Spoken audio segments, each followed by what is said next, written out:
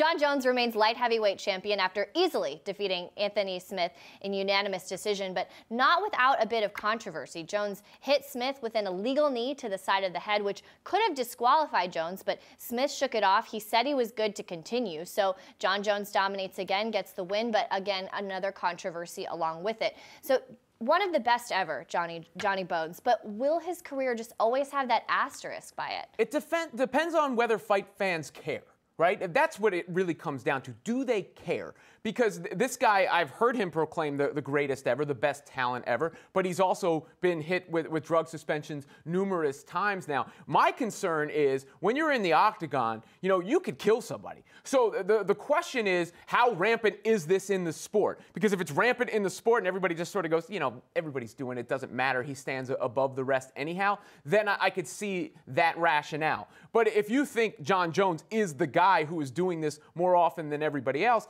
how does it not knock him down a peg in your mind when you're doing the all-time great evaluations, especially in comparison to someone like George St. Pierre? That's a really fair point, because we have heard other drug accusations. There have been suspensions many times, like you mentioned. But I think, for me, Jon Jones is the reason I started watching UFC, because he was larger than life. He was so dominant. And after that first drug suspension, I was really disappointed, because I was wondering how much of that was real. And, he was very contrite and he was very apologetic and he acted like he had turned his life around. And then it happened again. And then there's been continued tests with him that have had questions in it. And so now I'm left wondering, do I believe that you are this larger than life dominant figure that I got excited about when I started watching fighting?